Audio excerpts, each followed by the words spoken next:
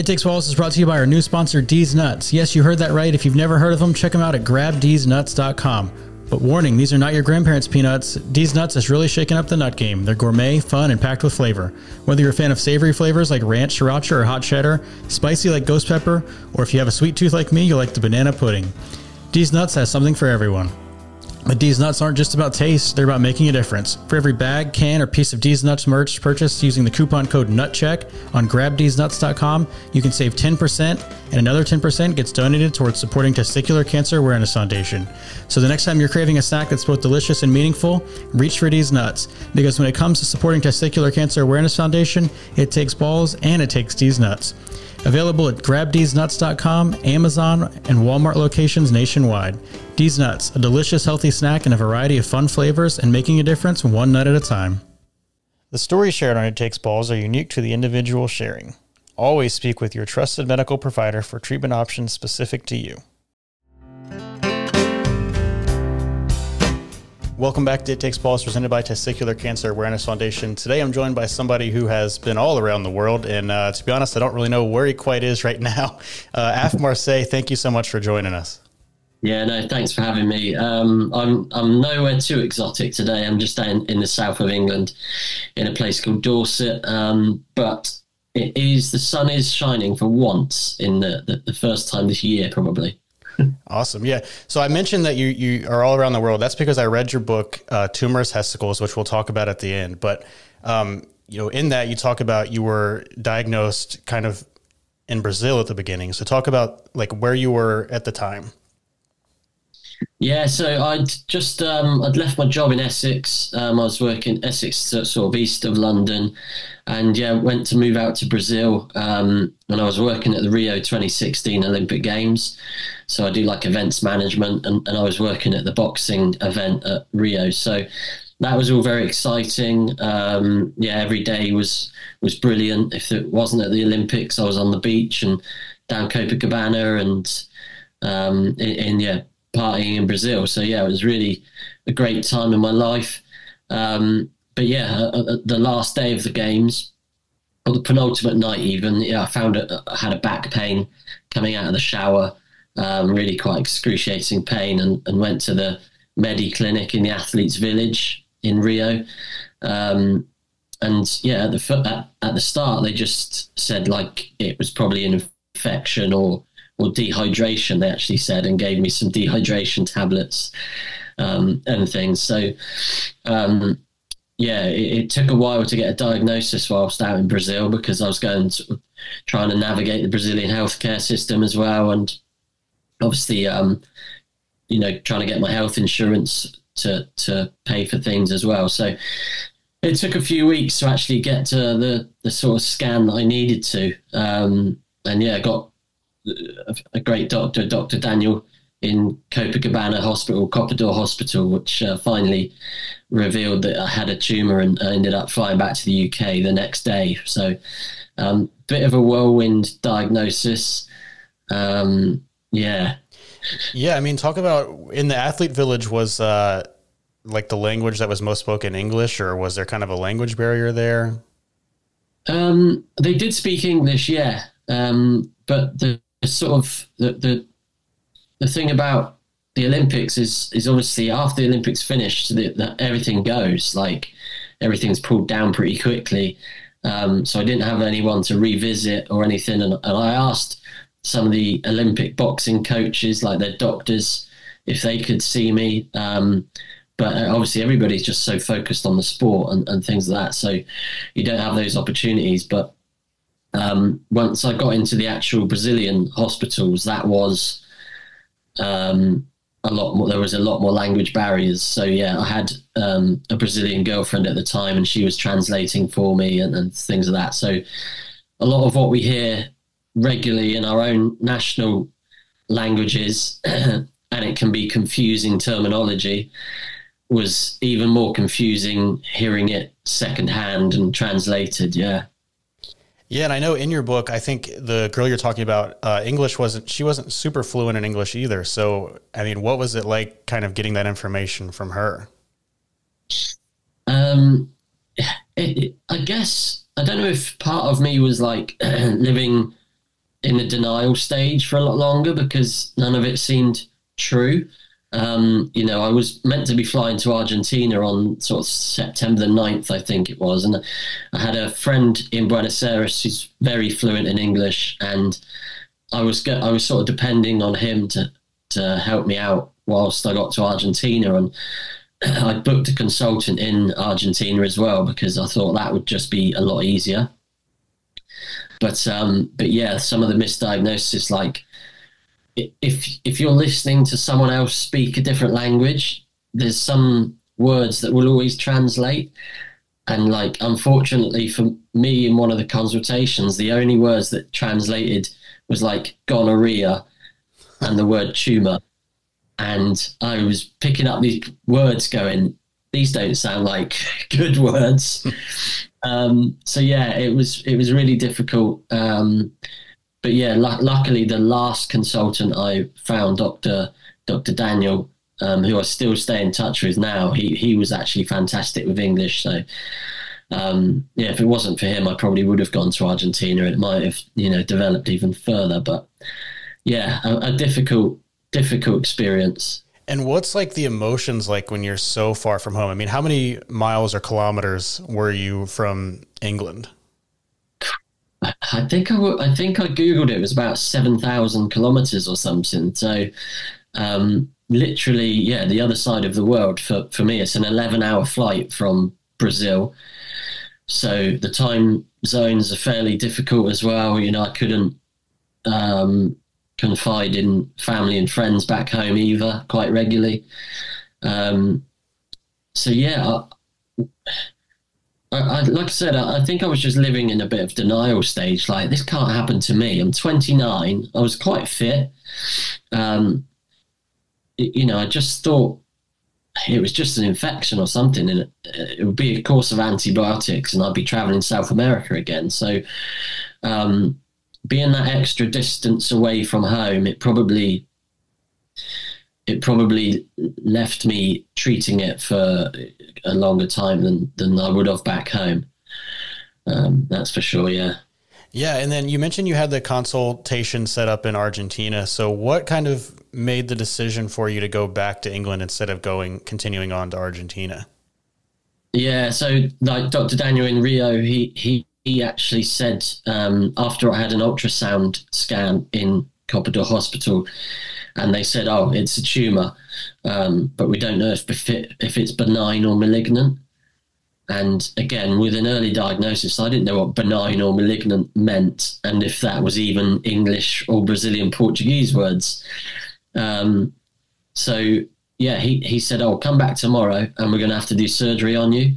But the surgery will be free. So because I was obviously paying like Brazilian healthcare, that was racking up a few hundreds and pounds and working its way into thousands of pounds as well. And I thought, and I didn't have an Airbnb sorted. My Airbnb reservation had come up, so I had no accommodation, no support network, no sort of close friends, and no family. So I said to Dr. Daniel, I think I'm just going to go home instead. And he said, that's probably best because we don't know if it's benign or malignant, and you might need further treatment as well. So, yeah, I just went on to Skyscanner that night, booked a flight back to the UK the next day, which cost a couple of £1,000. And yeah, the next day, rather than on my way to Argentina, I was on my way to London.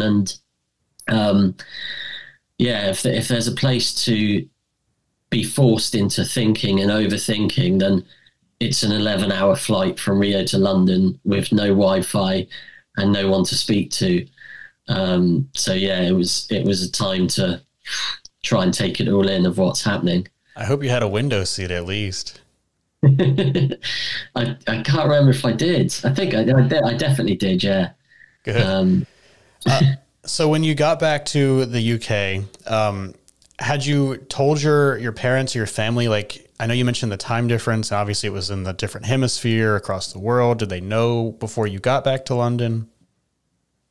I didn't tell anyone that I was coming back apart from my dad. My dad picked me up from the airport. I didn't really tell him how serious it was either. I just said that I'd seen the doctors and they told me to come home. I might have mentioned that it was a possible tumor, but I didn't tell him that it was a tumor.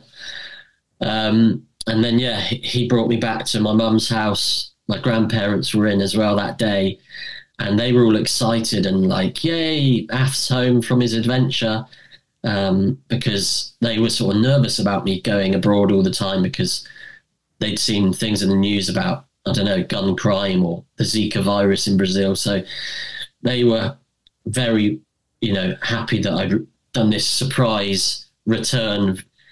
It wasn't quite like the surprise Facebook videos you see online where people come back traveling or from serving time away and being like, hey, I'm back, because I knew the news that I was about to break them as well. So it was a bit more of a somber, hi, I'm back. And when they were like, oh, have you run out of money then? Or did you get deported? Making these jokes. And I said, no, unfortunately, I've got a tumor and I've got to see a doctor on Monday. And yeah, obviously, that's going to be a bit hard hitting of a message for a surprise and feeling like your son's back to then saying your son's back, but it could be cancer. So yeah, it was a bit of a whirlwind for my return. But I think it would have been worse if I told them that news whilst I was still on the other side of the world. So yeah, although it was impactful, it was sort of, I felt like it was needed. Yeah. And when you came back to the UK, did all your medical records, did they email those over, or did you have to get new scans and everything? Yeah, so I had an appointment with my GP on the Monday, because the hospital in Rio had given me a letter to say, this is a tumor, it's a homogeneous mass, and all the medical terminology, but it was written all in Brazilian Portuguese as well. So I couldn't get a consultation until I saw the general practitioner here.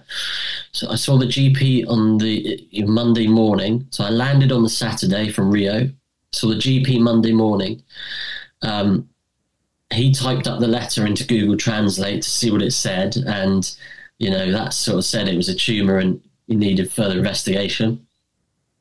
And then with the NHS system over here, it was a 2-week wait for a scan, or I could pay to go private. So because I'd already had the scan and I knew that what it was, we paid to go private, which is about £600. Had that about a few hours after the GP. Then they gave another option that the consultation or scan would be another 2 weeks, or I could pay private again. So I paid private again, just put it all on the credit card.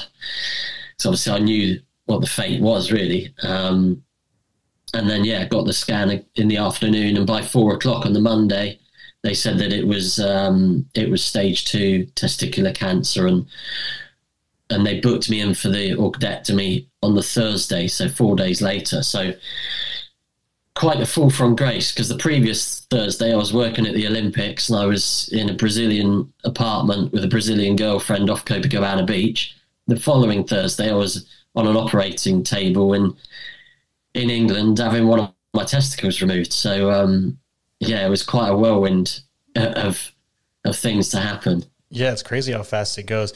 Are you able to talk about the healthcare system? I know you mentioned in Brazil, it was you were racking up these bills, and then if you had the surgery, it was free. And then back in the UK, you were able to kind of pay to go private.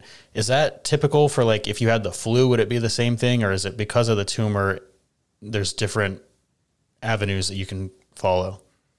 Well, you can always pay private over here for certain things, yeah. But obviously it's quite expensive. So if you don't have the money, you usually wait. The waiting times in the NHS at the moment are a little bit longer than they used to be, because people are catching up from the pandemic still and a bit of underfunding. So yeah, we paid private, but once they confirm it's cancer, you do get free healthcare, and everything is sped up and pretty immediate. So you do sort of go to the front of the queue, once a cancer diagnosis is in place. But yeah, obviously I speak to a lot of people, young men now that are going through cancer. A lot of people reach out on my social media who have been diagnosed or found my profiles online through testicular cancer links. And it's sort of different wherever you live in the UK as well, depending on waiting times.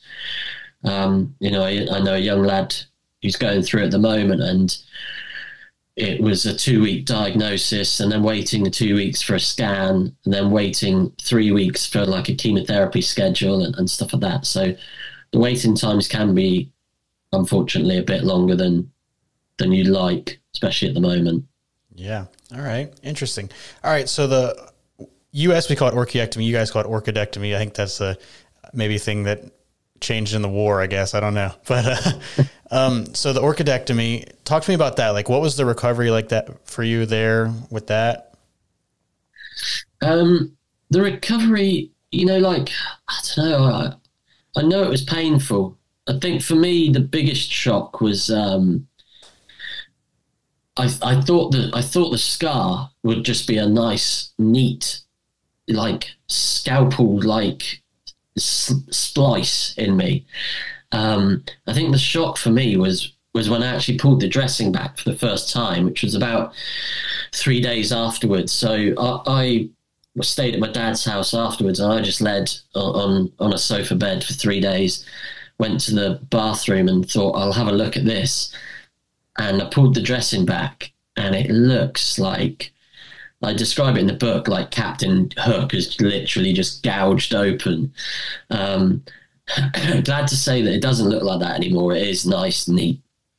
I used a lot of bio oil and things to rub into the scar.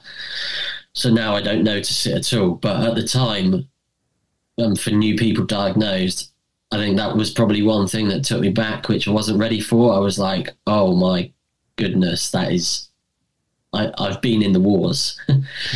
But yeah, after that was okay. And yeah, just going very easy on it and had that numbness around it for a long time. That sort of comes back now and then, depending on the weather. I don't know if you get that, but interesting. No. Yeah, it sort of gets a little bit more numb and sensitive when the clocks change, when it's winter time, funnily enough. But the recovery for me has been pretty okay. Yeah. Yeah. So then after your orchidectomy, the next steps, I know you had chemo. So what was like the timeline between the orchidectomy and chemo, and like the decision to go with chemo? So I think I had about 3 weeks to recover from the surgery. In that space, though, I also did the fertility clinic and the sperm banking. So I think there was a bit of a 3-week wait because I had to go and do the sperm banking as well beforehand. And yeah, I waited for the schedule. The decision was, my blood markers were high enough to say that I needed chemotherapy. I had 3 rounds of BEP, which is, I'm not sure if it's the same in the States, but we have bleomycin. And this one. So I had 3 rounds of that, which over the course of 9 weeks.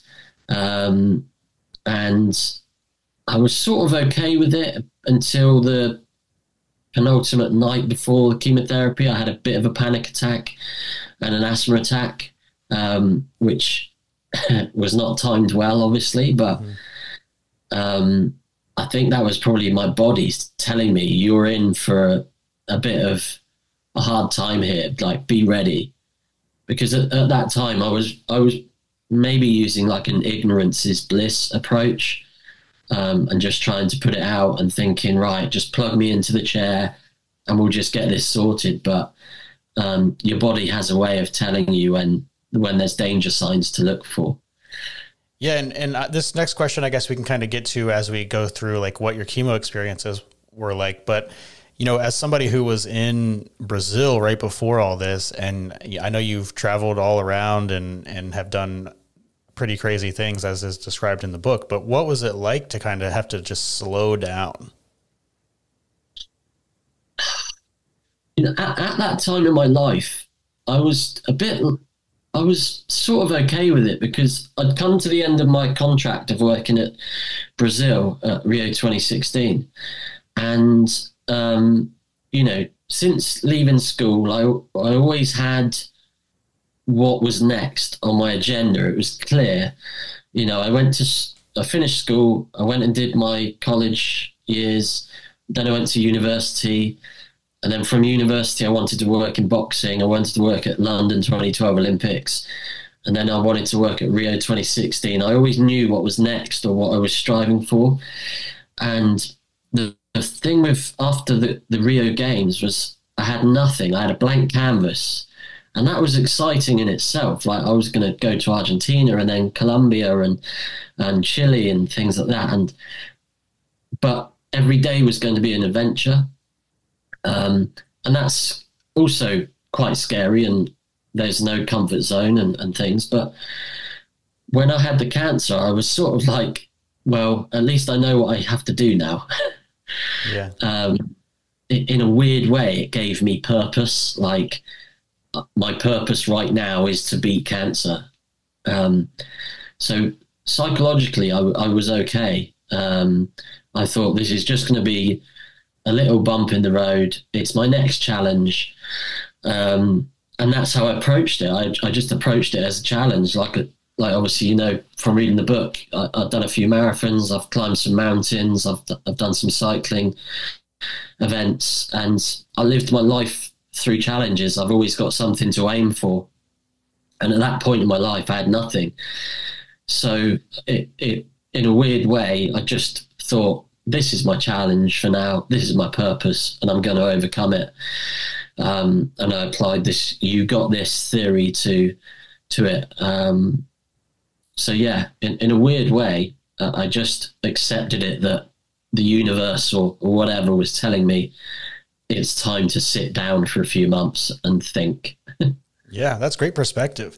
Let's talk now about your chemotherapy. I know you mentioned over here, it's the same thing, but we call it BEP. You guys have like a word for it, but bleomycin, etoposide, and cisplatin.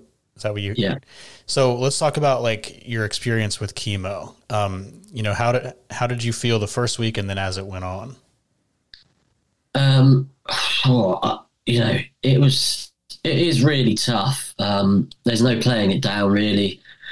The first 2 days, obviously, I was in the chair for 7 hours a day. And I'm okay sitting down and doing stuff like that. I don't get bored too easily. But after the third day, I was due to get an hour's top up. And because the hospital I was getting treated at, it was like an hour and a half away from my home. And rather than putting me in the inpatients ward and staying in overnight, the NHS had paid for me to have a hotel. So after the chemotherapy, I was going to a hotel, and it was like a chain hotel. And, I remember going back one evening after the second night, and there was like a stag do party in the reception, like a bachelor party. And I've come in all groggy from chemotherapy, and there's these loud bachelor party people, and that wasn't too pleasant. And then the next day, like I saw someone write about this on Facebook the other day, and I had the same experience. I had the hiccups for like 12 hours, and I had this crazy heartburn. And they tell you to keep drinking water and things like this, but I just couldn't drink, and I ended up having a regular heartbeat. So that was a real panic, and they rushed me to the inpatients ward, and I ended up staying in overnight for like 3 more nights. That was a really low point, where I actually think I could die. Like I'm being poisoned with like toxins. Mm-hmm. Like this is because when you sort of go to hospital, you always trust that whatever they're putting in me, and you do trust that chemotherapy is, but you always believe that you're going to get better. But there's times during chemotherapy where you think, this is terrible and it's got terrible side effects. So there was some real low moments, but for me, like I said, I had 3 rounds of BEP, and the first week of those 3-week cycles was the real slog and feeling like a corpse. Just trying to stay still and sleep as much as you can. It's not a pleasant experience at all. Yeah. What kind of kept you going? I know you had like a good group of friends around you at the time, and you had this perspective of like, this is your next challenge. So, what kind of gave you the motivation to continue pushing through? So when I went to Brazil, I've always used social media. I've always put in blogs on Facebook, and like I said, I've done a few challenges, so I've always blogged those things. And when I was out in Brazil, I was putting photos up of me with Olympians and on the beaches, and everybody was like, this guy's living the dream. Most people were happy for me. Sometimes social media is a bit not positive, but yeah, I came back from Brazil, and everybody obviously, like I said, saw me living the dream. And my next Facebook status was, "Hi everyone, Af's next challenge, cancer." You read that right. Yeah, I got told in hospital in Rio on Thursday that I've got a tumor and I start chemotherapy in 2 weeks' time. And I said, "I know this is making people sad, but don't worry everyone, we got this." And at the time it was just a throwaway comment. Like, I actually did believe, we got this, we're going to do it together. Because people had watched me do the challenges before, and they have been my supporters, but I wanted them to come on this journey with me in a sort of selfish way. And everybody commented, "You got this, Af, you got this, you got this, you got this." And then sort of celebrities started sending me video messages. And Anderson Silva, the UFC fighter, he sent me "You got this, Af" videos. And Anthony Joshua, the heavyweight champion. And then I got some blue wristbands like Lance Armstrong's yellow Live Strong bands, and mine were blue, and they said "You got this" on it. And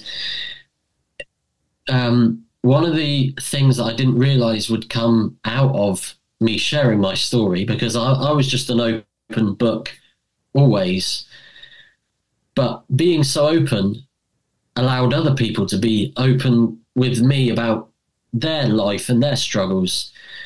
And I had thousands of people messaging me saying that they'd had mental health issues, or they were not happy in their life or their job.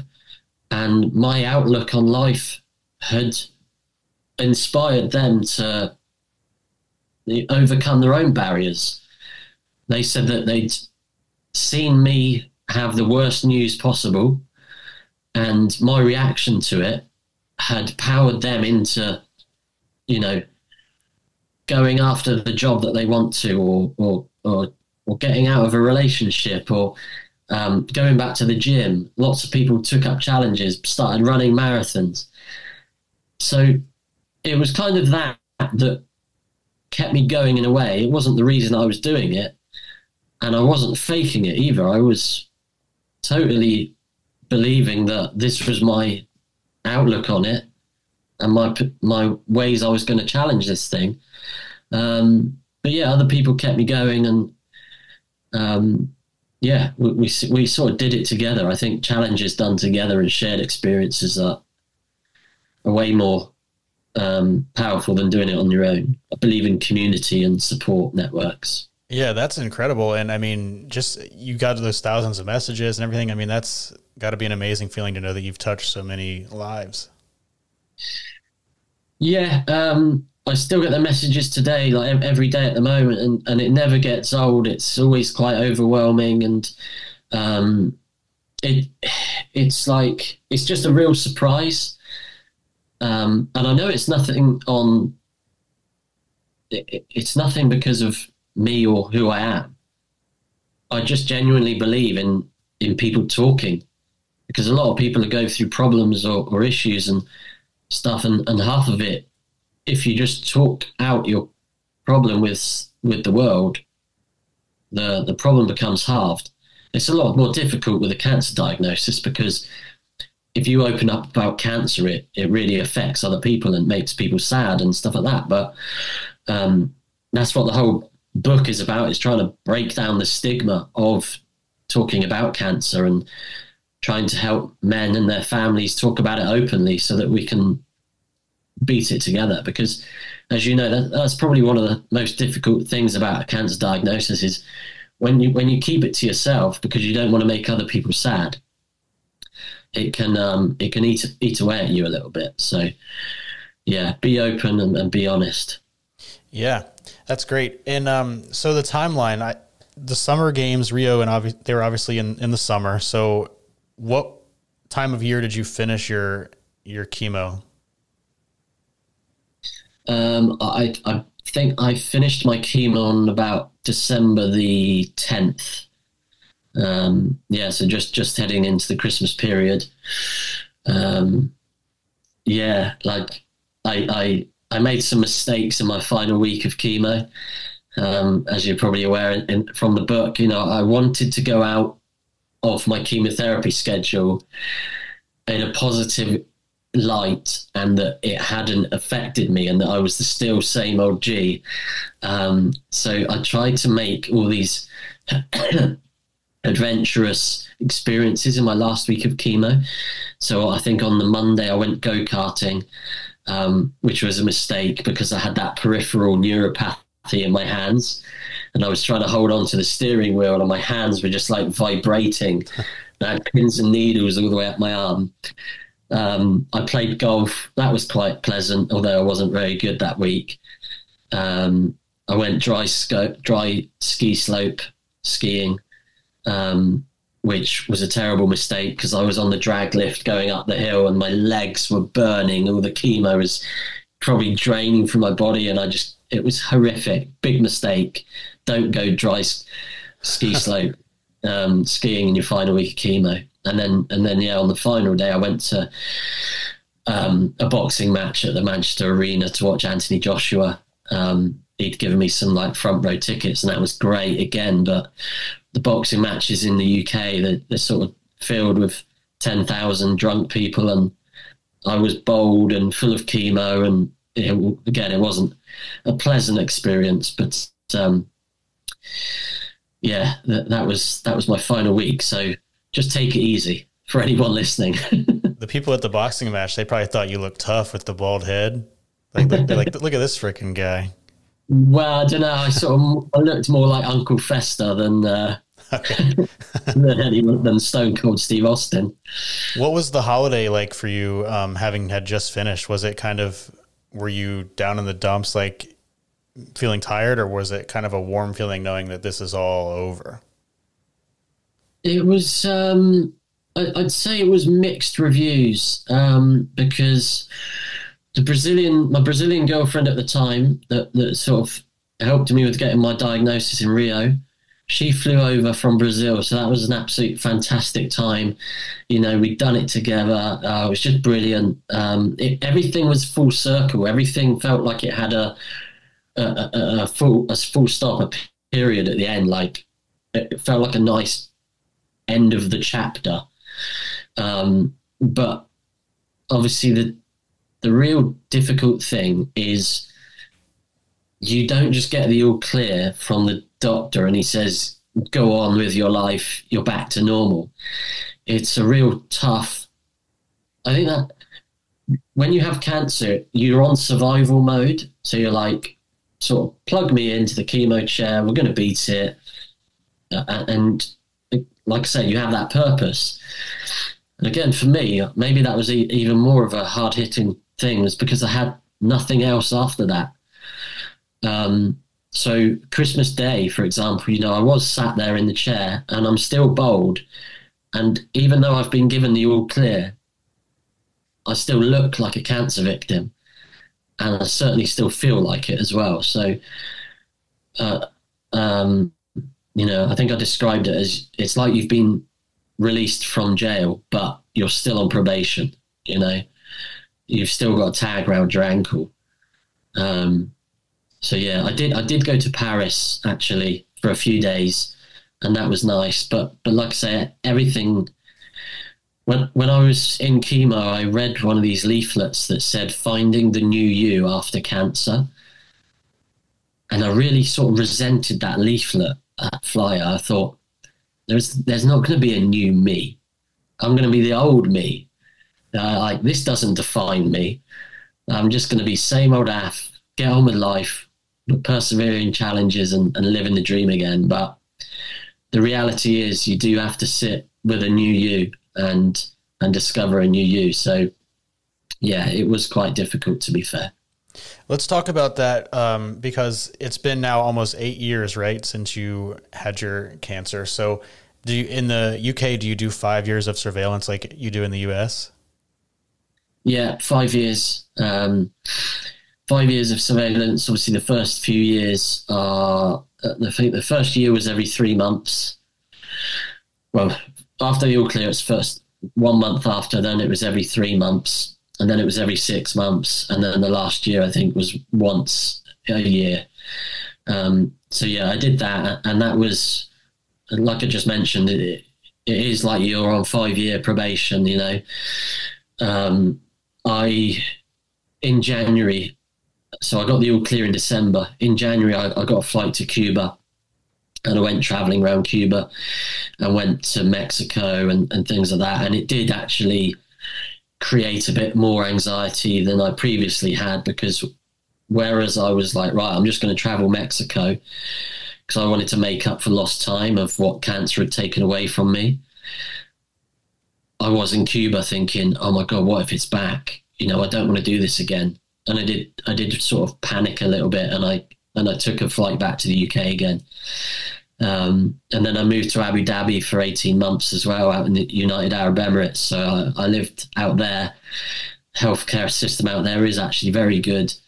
But again, I always had that sort of anxiety, that monkey on my back of, you know, you need to go home. It's safer at home. So yeah, it was sort of always lingering around me. That's interesting that you moved to Abu Dhabi. I have a friend who is in, I'm in the state of Virginia in the US, and I have a friend who is in Northern Virginia. He wants to move to Australia with his girlfriend, but they actually won't let him come until he's like 5 years out. Wow. So that's interesting. Yeah. Abu Dhabi, if you've got a good job out there, they've got to give you good health insurance. So yeah, I was working for the Special Olympics, and the games out there were sort of funded by the government and the state. So yeah, they gave us good health insurance and things like that. I'm not sure I would have wanted to go out there, yeah, on my own, because I probably wouldn't be able to get the insurance, because obviously that's another curveball that they throw at you. Sort of travel insurance, health insurance, life after cancer is another thing that you're not prepared for. Yeah, and you mentioned that pamphlet leaflet thing. How would you say that you've changed since cancer? Like, how were you before and how are you now? I'm a lot more, I would say I'm so much more appreciative of the smaller things in life. Just like sunny days and going out on my paddleboard and walking the dogs. So I just love the little things a lot more now, the more wholesome things. Whereas before cancer, I was like striving for what's the big thing, always chasing something big and extraordinary and whatever, you know, quit my job and move to Rio for the Olympics and that sort of attitude. Whereas now I'm a lot more grounded, and just happy with, I'm just so much more content with everyday wins. I do really believe I'm in a really good headspace these days because of it. I've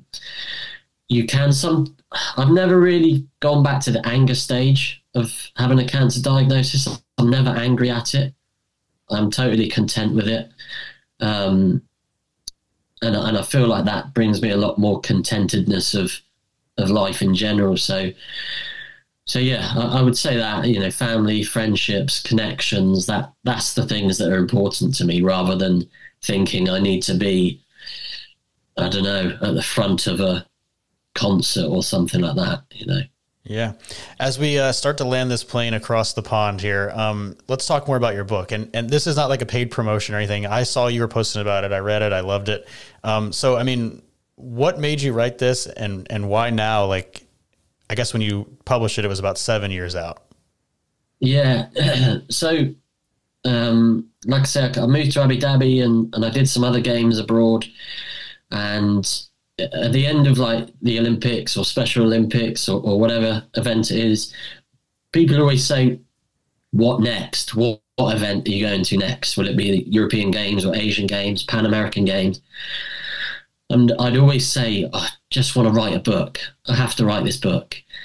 And after like 3 years, I'd meet someone at another games and they go, have you written that book yet? And I'd be like, oh God, it's embarrassing.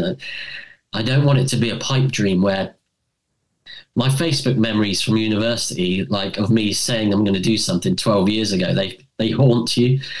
And I didn't want that with this book. I was like, I'm going to quit my job and work, and everything's going into the book. So it took me 3 years to write it. So I did start writing it probably after 4 years of remission. But yeah, it took me 3 years to write it, do the right research, because I wanted to make sure that it was relatable for a lot of people. So I went around a lot of other cancer survivors and did a lot of talks and made sure that a lot of the experiences and emotions were the same.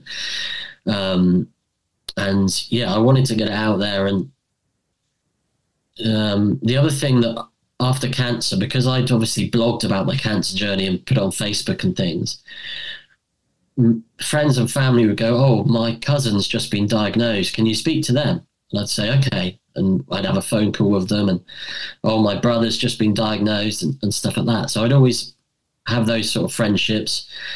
And then I started writing letters to people newly diagnosed. They'd say, oh, my colleague's just been diagnosed. And I'd write them a letter and say, this is what's going to happen.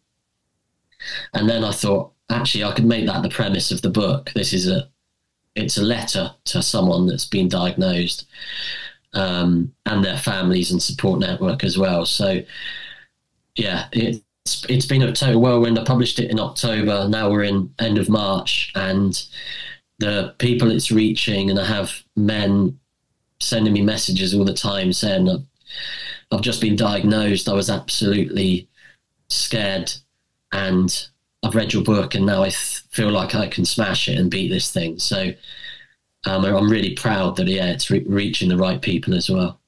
That's amazing. And yeah, we didn't spoil too much here in this conversation. There is a lot more detail in the book. So, and I've seen you on Reddit, like offering people the audio book for free and stuff. So, I mean, if people want it and they can't quite afford it, I mean, is there a way they can reach out to you and get? Yeah, definitely. If people can't, especially if they're going through it, message me at Af Marseh on any social media, which is AFMARSEH. And I have audio books which I can send you the link for free. And I can also send out some paperbacks as well. I've got some donations from some companies that they've sort of read it or have a link with the book, and they've donated some books for people going through cancer. So yeah, if people can't afford it, reach out to me and I'll send you the audio book or the paperback. Awesome. Yeah, good. Af, thank you so much for being on It Takes Balls. Yeah, no, thank you for having me. And hopefully I'll be in the States next year as well, and we'll do a little tour. So again, reach out to me. Hopefully we can meet up, and I'm going to get to as many places in the States in 2025 as I possibly can. Yeah, well, we'll have to keep in touch, because I'd love to meet up and play some golf and maybe lose a couple balls or two on the golf course. The pun, yeah. All right, thanks. Have a good one. Lovely. Cheers. Bye-bye. For more information and resources for your testicular cancer journey, visit testicularcancerawarenessfoundation.org. You can also follow us on social media at Testis Cancer. We're on Facebook at Testicular Cancer Awareness Foundation.